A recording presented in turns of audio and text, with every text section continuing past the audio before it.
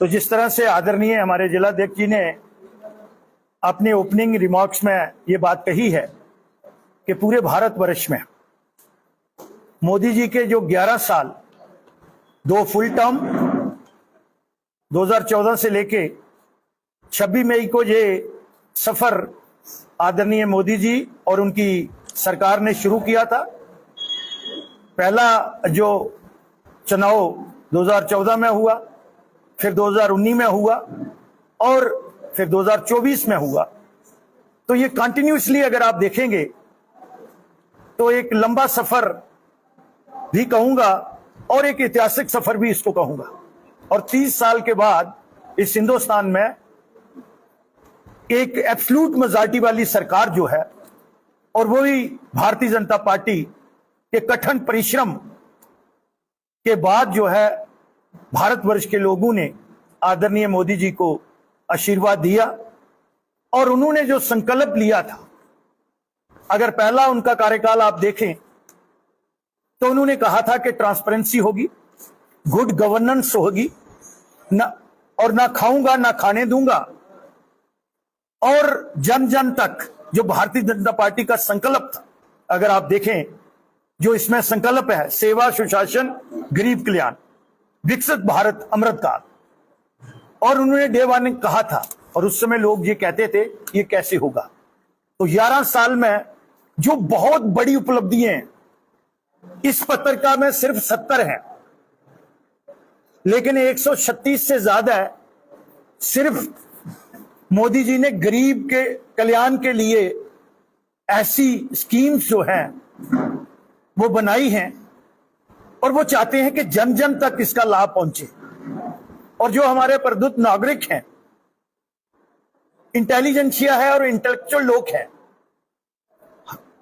खा वो हमारी पार्टी से बिलोंग करते हैं या नहीं करते, लेकिन भारतवासी तो है, राष्ट्र के निर्माण में उनका भी पूरा हिस्सा है, योगदान है। तो उन लोगों के साथ इंटरेक्शन के लिए उसी सिलसिले में आज जिला रियासी जो था, मुझे पार्टी का आदेश था। तो 2 चीजें बड़ी होती हैं, पब्लिक वेलफेयर आ गया, गुड गवर्नेंस की बात आप देख ही रहे हैं।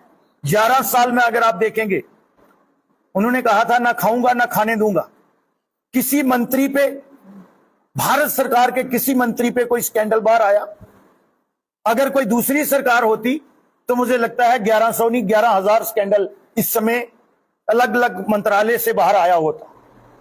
और उस समय एक बार राजीव गांधी जी ने यह कहा था कि मैं 1 रुपया भेजता हूं तो 10% लोगों तक पहुंचते हैं। तो मोदी जी ने सबसे पहले उस इश्यू को एड्रेस किया। आज 34,000 करोड़ से ज्यादा लोगों के खाता धारक हैं जो डायरेक्ट बेनिफिट, डीबीटी जिसको बोलते हैं, सीधा पैसा, चाहे वो पेंशन का है, किसान निधि है, मनरेगा का है, जहां और किसी तरीके से ट्रांजैक्शन है, तो सीधा उन्होंने लाया। पहले उन्होंने इकोनॉमिक रिफॉर्म्स की तरफ किए, जीएसटी को लागू किया, नोटबंदी की। और आज मुझे खुशी है कि अगर आप हमारा देखेंगे, हिंदुस्तान का जो रेवेन्यू सीड है, जिससे ये डेवलपमेंट हो रही है, जिससे ये फ्लाईओवर बन रहे हैं, ये रेल के मार्ग बन रहे हैं, क्षेत्रीय को यहां से वंदे भारत, और ये जिनकी कहीं मिसाल पूरी दुनिया में नहीं मिलती है, इस किस्म का इंफ्रास्ट्रक्चर जो है वो इसी एरिया में माता वैष्णो देवी के चरणों में हुआ है। इसी तरीके से अगर आप देखेंगे तो सर्कुलर रोड देखेंगे, 4 लेन देखेंगे, फ्लाईओवर, ये इंफ्रास्ट्रक्चर की बात कर रहा हूं। और फिर एक्सप्रेस वे, अभी यहां के विधायक आपको बता रहे थे कि सबसे आधुनिक 3 रेलवे स्टेशन बन रहे हैं और उसमें कटरा में भी बन रहा है। ये विजन है। और अगर आप एयर सर्विस की बात करेंगे कनेक्टिविटी में, तो मुझे लगता है 4 टाइम ज्यादा है जो हवाई जहाजों के अड्डे हैं, वो टर्मिनल बने हैं, छोटी पट्टियां बनी हैं। तो ये कोई छोटी बात नहीं है। और अगर आप ट्रांसपोर्टेशन की बात करेंगे और रेलवे में भी फैसिलिटी देखेंगे, तो यूनिक इन चीजों में काम हुआ है।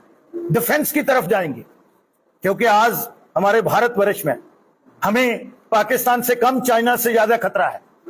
क्योंकि चाइना की जो नीति और नीयत है वो विस्तारवाद की है। तो उसके लिए अगर आप देखेंगे कि एक्सटर्नल पॉलिसी और इंटरनल पॉलिसी, अंदरूनी मामले में अगर आप देखेंगे तो आप नॉर्थ ईस्ट की स्टेट्स जो है वो पूरी डिस्टर्ब होती थी। आज भारतीय जनता पार्टी की वहां पे सरकारें हैं और वहां भी जिस तरह से बाकी प्रदेशों में डेवलपमेंट हो रही है, पहले नॉर्मलसी होनी चाहिए, तो वहां नॉर्मलसी भी हुई, सरकारें भी काम कर रही हैं। नेक्सलाइट मूवमेंट थी, कब से चल रही है, 4 स्टेटों को उसने अफेक्टेड किया हुआ था और 2026 मार्च तक उसको डेडलाइन दी है हमारे होम मिनिस्टर ने। यह गृह मंत्रालय का काम है।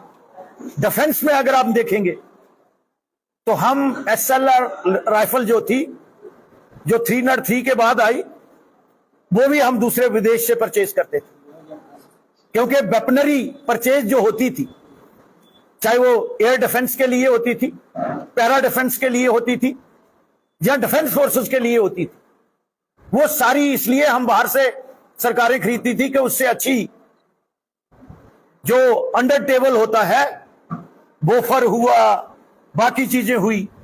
तो आज आपने देखा ऑपरेशन संदूर हुआ है और हमारे होम प्रोटेक्शन ब्रह्मोस, फिर हम S-400 की बात करते हैं।